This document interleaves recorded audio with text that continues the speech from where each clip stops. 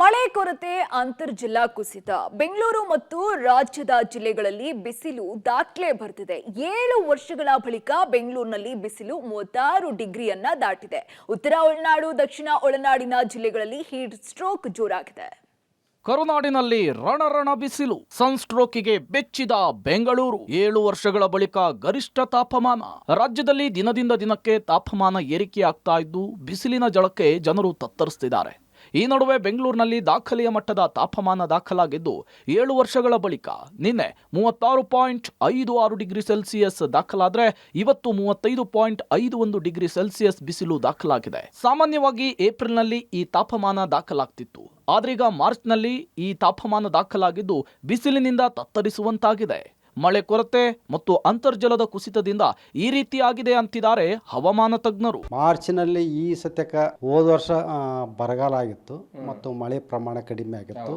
ಇದರಲ್ಲಿಂದ ಮಣ್ಣಿನಲ್ಲಿ ತೇವಾಂಶ ಪೂರ ಕಡಿಮೆ ಆಗಿದೆ. ಬರೀ ಬೆಂಗಳೂರಿನಲ್ಲಿ ಅಂತ ಏನಲ್ಲ, ಇಡೀ ಕರ್ನಾಟಕ ರಾಜ್ಯಾದ್ಯಂತ ಮತ್ತು ನಮ್ಮ ದೇಶಾದ್ಯಂತ ತಾಪಮಾನ ಹೆಚ್ಚಿಗೆ ಆಗೈತಿ.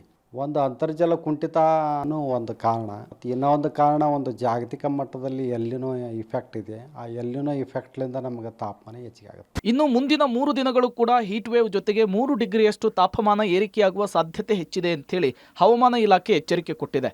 ಅಲ್ಲದೆ ಕೊಪ್ಪಳ, ಬಾಗಲಕೋಟೆ, ರಾಯಚೂರು, ಕಲಬುರಗಿ ಸೇರಿದಂತೆ ಉತ್ತರ ಒಳನಾಡಿನ ಪ್ರದೇಶಗಳಲ್ಲಿ ವೃದ್ಧರು, ಮಕ್ಕಳ ಆರೋಗ್ಯದಲ್ಲಿ ಎಚ್ಚರ ವಹಿಸುವಂತೆ ತಿಳಿಸಲಾಗಿದೆ. ಮೇ ಅಂತ್ಯದವರೆಗೂ ಕೂಡ ಹೀಗೆ ಇರಲಿದೆ ಅಂತಿದ್ದಾರೆ. ಬೆಂಗಳೂರಿನಲ್ಲಿ 36 ಡಿಗ್ರಿ ಸೆಂಟಿಗ್ರೇಡ್ ತಾಪಮಾನ ದಾಖಲಾಗಿದೆ. ಸಾಮಾನ್ಯವಾಗಿ ಮಾರ್ಚ್ ತಿಂಗಳಲ್ಲಿ ಇಷ್ಟೊಂದು ತಾಪಮಾನ ಏರಿಕೆ ಆಗಲ್ಲ. ಕಳೆದ ಒಂದು 7-8 ವರ್ಷದಿಂದ ದಾಖಲಾಗಿತ್ತು 37 ಡಿಗ್ರಿ ಸೆಂಟಿಗ್ರೇಡ್ ತನ. ಇದು ಇಷ್ಟೊಂದು ಈ ಸತ್ಯಕ್ಕೆ ಫಸ್ಟ್ ಟೈಮ್ ಟೆಂಪ್ರೇಚರ್ ದಾಖಲಾಗಿರೋದು. ಇನ್ನೂ ಒಂದು 3-4 ದಿವಸ ಇದೇ ತಾಪಮಾನ ಮುಂದುವರಿಯೋ ಸಾಧ್ಯತೆ ಐತಿ. ಬೆಂಗಳೂರಿನಲ್ಲಿ ಕೂಡ 36ರಿಂದ 37 ಡಿಗ್ರಿ ಸೆಂಟಿಗ್ರೇಡ್ ತಾಪಮಾನ ಏರಿಕೆ ಆಗುವ ಒಂದು ನಿರೀಕ್ಷಣೆ ಐತಿ ಏನೋ ಒಂದು 3-4 ದಿವಸದಾಗ.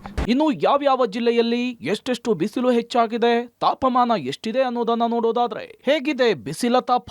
ಕಲಬುರಗಿಯಲ್ಲಿ 41.9 ಡಿಗ್ರಿ ಸೆಲ್ಸಿಯಸ್ ಬಿಸಿಲಿದ್ರೆ ರಾಯಚೂರಿನಲ್ಲಿ 38.8 ಡಿಗ್ರಿ ಸೆಲ್ಸಿಯಸ್ ಬಿಸಿಲು ದಾಖಲಾಗಿದೆ. ಧಾರವಾಡದಲ್ಲಿ 38.4 ಡಿಗ್ರಿ ಸೆಲ್ಸಿಯಸ್ನಷ್ಟು ಬಿಸಿಲಿದ್ದು ಬೆಳಗಾವಿಯಲ್ಲಿ 36.3 ಡಿಗ್ರಿ ಸೆಲ್ಸಿಯಸ್ನಷ್ಟು ಬಿಸಿಲು ದಾಖಲಾಗಿದೆ. ಇನ್ನು ಮೈಸೂರಿನಲ್ಲಿ 35 ಡಿಗ್ರಿ ಸೆಲ್ಸಿಯಸ್ ಇದ್ರೆ ಮಂಗಳೂರಿನಲ್ಲಿ 34.6 ಡಿಗ್ರಿ ಸೆಲ್ಸಿಯಸ್ನಷ್ಟು ಬಿಸಿಲು ದಾಖಲಾಗಿದೆ. ಮೇವರೆಗೂ ಕೂಡ ಇದೇ ರೀತಿಯ ಬಿಸಿಲು ಇರಲಿದ್ದು ಏಪ್ರಿಲ್ 2ನೇ ವಾರದಲ್ಲಿ ಮಳೆಯ ಮುನ್ಸೂಚನೆಯನ್ನ ಹವಾಮಾನ ಇಲಾಖೆ ಕೊಟ್ಟಿದೆ. ಮಳೆ ಆಗುತ್ತಾ ಅನ್ನೋದನ್ನ ಕಾದ್ ನೋಡ್ಬೇಕಿದೆ. Lokesh, public TV, Bengaluru.